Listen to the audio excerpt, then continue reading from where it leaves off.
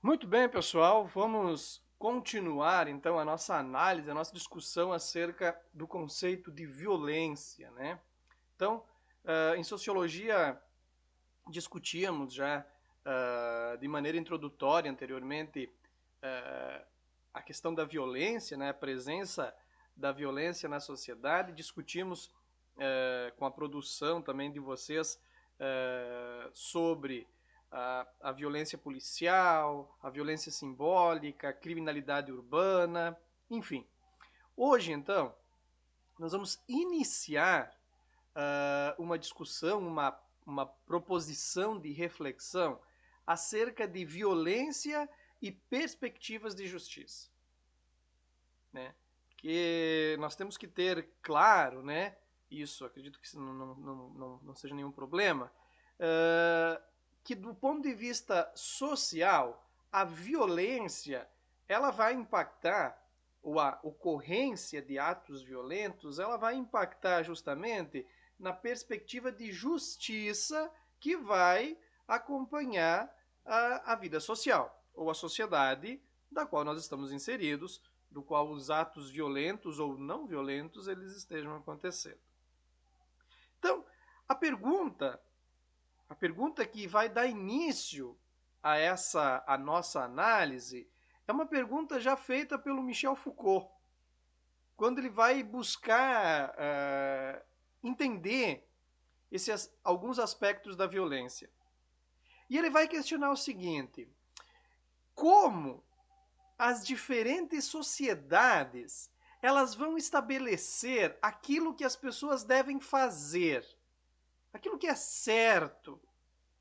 Como é que a sociedade elas estabelecem isso? Como é que se forma ou como se formam essas perspectivas de justiça? De onde elas vêm? Por que uma coisa considerada certa, considerada justa, em determinado contexto, em determinado momento histórico, vai se alterando dentro dessa mesma sociedade e aquilo que era considerado certo passa a ser considerado errado? E o contrário também é verdadeiro. Como que se formam, como que se estabelece esses parâmetros? Né? Por exemplo, nós tínhamos, não que esteja totalmente, não exista mais no contexto atual, né? Mas se viveram contextos e momentos históricos em que existia aquilo que nós poderíamos definir como lei da violência, né? Atos violentos, atos considerados criminosos, eles eram punidos com a adoção de medidas violentas. Você tinha, por parte estatal, né, de uma maneira legalizada, podemos dizer assim, você tinha lá a existência de torturas, você tinha a existência de punições, né, extremamente violentas, degradantes, e aquilo ocorria no meio social sem causar grandes impactos, né, de não concordância, porque é aquilo que tem que ser feito. O ato violento ocorreu, a violência ela ocorreu, então ela tem que ser de algum modo punida. Com o passar do tempo, começou a se perceber que essa forma de punição ela ia contra alguns aspectos essenciais. E começou-se a desenvolver ou se aplicar as chamadas punições humanizadas.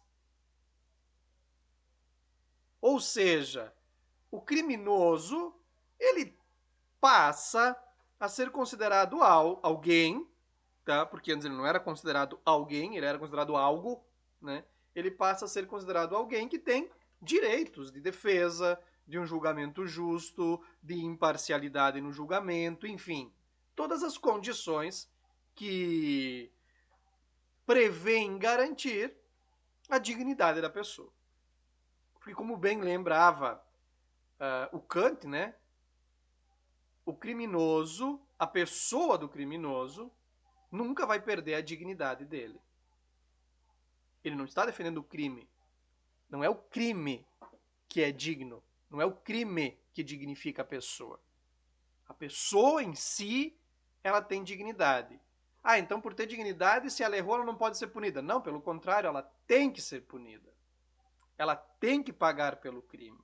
Mas ela tem que pagar pelo crime diante de uma perspectiva que garanta a sua dignidade. E é nessa perspectiva que surgem os direitos humanos. Então vejam só,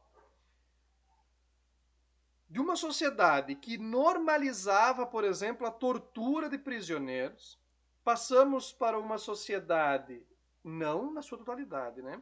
Passamos para uma aceitação social das punições humanizadas e começamos a ver novamente essas punições humanizadas serem, em alguma medida, criticadas ou depreciadas. Como, por exemplo, as críticas tanto quanto infundadas que se fazem para os direitos humanos, alegando serem direitos para bandidos ou direitos de bandidos, defensores de criminosos, né? Então veja só, o que acontece? O criminoso ele passa de um objeto passivo da vontade de um soberano, ele passa a sujeito detentor de direitos, que vai ser julgado, que vai ser assistido, que vai ter amplo direito de defesa, que vai conseguir expor as suas motivações e que vai receber, teoricamente pelo menos, uma punição digna. Uma punição que busque, e esse é o objetivo, um reenquadramento dessa pessoa, uma mudança de postura dessa pessoa para que ela passe ou consiga retornar a um convívio social saudável. A única razão de existirem ou de existir a punição deveria estar centrada nessa perspectiva da reinserção. Muito bem. Passamos agora para um segundo momento. A pobreza gera violência? A pobreza gera violência? A antropóloga Alba Zular, autora do livro A Máquina e a Revolta, ela vai fazer um estudo, ela desenvolveu um estudo no complexo habitacional Cidade de Deus, no Rio de Janeiro. Qual que era o objetivo dela? Entender essa relação pobreza-violência. E desmistificar, desconstruir uma ideia muito presente no senso comum. E talvez compartilhado por boa parte dos que me escutam agora. A ideia de que pobreza tem uma relação direta com violência, ou violência tem uma relação direta com pobreza. E ela vai dizer, isso tudo está errado. Nós temos que desmistificar isso. Nós temos que romper essa corrente. Porque senão, porque a ideia de que pobre é violento, violência vem do ambiente de pobreza, tá? Nos coloca diante de uma construção social totalmente irreal. Nem todo pobre é violento. Assim como nem todo violento é pobre. Nem todo pobre é criminoso. Como nem todo criminoso é pobre. O crime, a violência, ela é um fenômeno social. Não exclusivo de uma categoria social. De uma classe definida na perspectiva econômica. Nesse mesmo sentido, a Zaluar, ela vai chegar, ou ela vai nos apresentar uma ideia que aparentemente ela é simples, mas ela não é de fácil constatação, infelizmente. Que ideia é essa? Ela vai dizer o seguinte: a violência ela não é impulsionada por carência econômica. Por isso, por que ela não é impulsionada? Por isso ela vai dizer, porque se eu relacionar pobreza com violência, eu teria que ter todos aqueles indivíduos que vivem em ambiente de pobreza vinculados ao crime, vinculados à prática. E a gente sabe que isso não é distante da nossa realidade isso. E nós não teríamos pessoas com alto poder aquisitivo ou com médio poder aquisitivo envolvido em atos criminosos, em atos violentos. Então a violência ela não é impulsionada pela carência econômica. A violência ela é impulsionada pela sensação de impunidade. Por quê? A sensação de impunidade significa que a sociedade ela está sinalizando que o crime compensa. E no momento que a sociedade sinaliza isso, pessoas das mais diferentes classes sociais vão aderir à prática criminosa, à prática violenta. E não podemos entender aqui violência apenas como já visto anteriormente, né, só retomando, a violência somente como confronto físico, o causar a agressão física, né? A violência ela se dá de modo simbólico também. Então veja só, essa sensação de impunidade é que é a impulsionadora da violência no nosso meio social. Só que nós vamos ter então, veja, e essa sensação de impunidade, ela vai aparecer para todos da mesma maneira? E aqui que está um grande, talvez o maior paradoxo aqui para tentarmos entender. A sensação de impunidade, ela é a mesma para o pobre e para o rico? A sensação de impunidade, ela é a mesma para o preto e para o branco? A sensação de impunidade é a mesma para o morador da periferia e o morador do centro?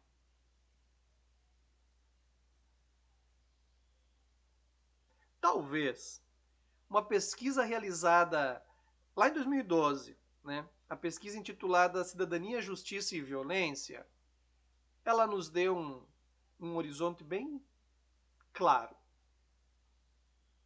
Se entrevistou, né, pessoas, né, escolhidas na rua das capitais brasileiras, né, e se perguntou para as pessoas que se encontravam, sem identificar faixa de renda, sem identificar, né, se perguntou para elas, diante do mesmo crime cometido, um rico e um pobre, a justiça ela vai atuar da mesma maneira? E a sensação social, a perspectiva social, ela ficou muito visível no resultado da pesquisa. Quando feito essa pergunta, 97,5% das pessoas afirmavam que, diante do mesmo crime cometido, um rico seria tratado com mais complacência pela justiça que o pobre.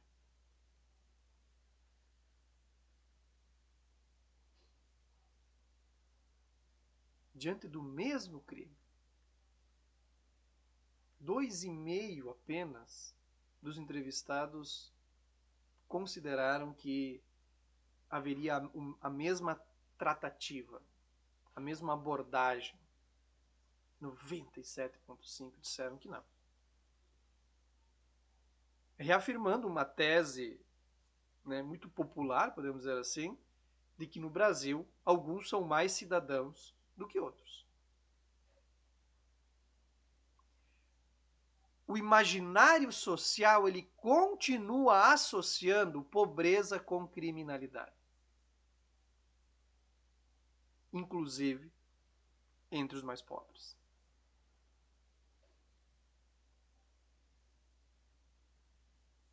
O imaginário social, aquela construção que os indivíduos fazem a partir de uma realidade não real, imaginária, metafísica.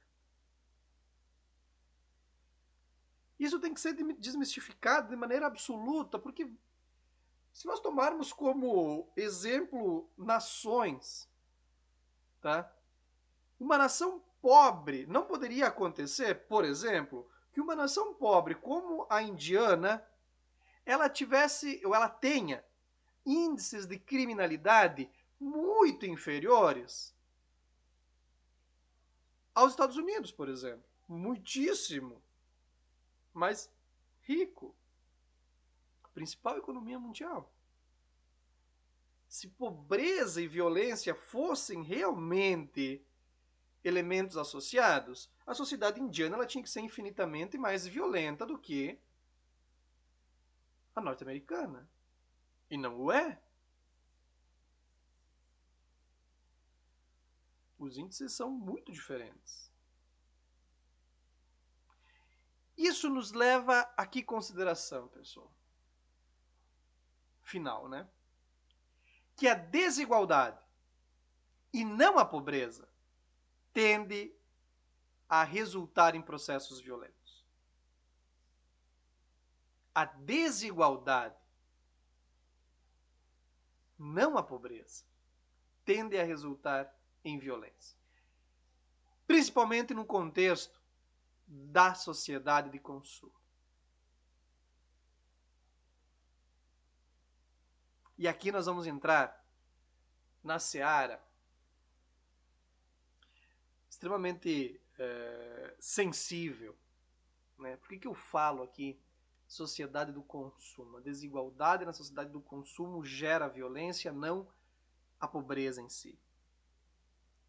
Porque no momento que eu estabeleço o padrão de desigualdade, eu vou ter pessoas, indivíduos com grande poder aquisitivo e que passam a ser reconhecidos socialmente pelo consumo. Nós, via de regra, reconhecemos os indivíduos, na maioria das vezes, pelo que consome. Nós estabelecemos um status, né?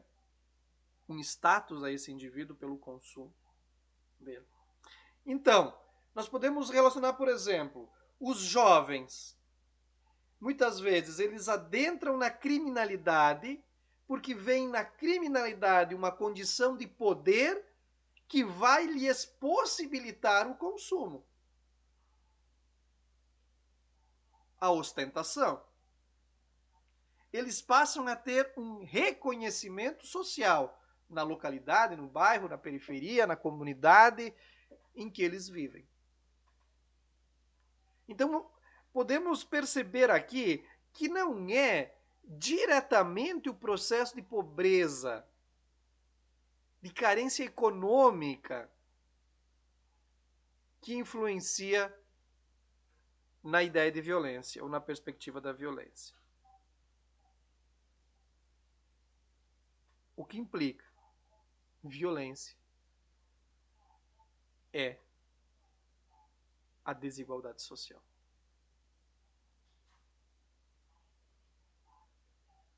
Por isso, para termos uma perspectiva de justiça realmente sólida, nós vamos ter que alterar, num primeiro momento, a estrutura de desigualdade social. Sem uma ação forte, contundente contra as desigualdades sociais, nós não vamos conseguir mudar de maneira significativa a violência. social.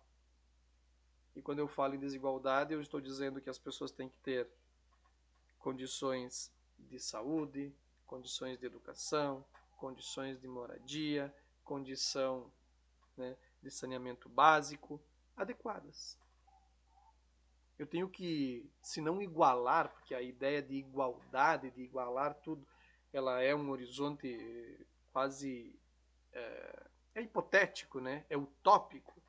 Mas nós temos que conseguir diminuir essas desigualdades para assim darmos possibilidade de consumo para os indivíduos e, consequentemente, nós vamos ter uma redução dos índices, né, de violência social. Ficamos por aqui no momento. Numa próxima oportunidade iremos avançar nessa discussão, iremos avançar nessa análise. Um grande abraço a todos, até o próximo encontro.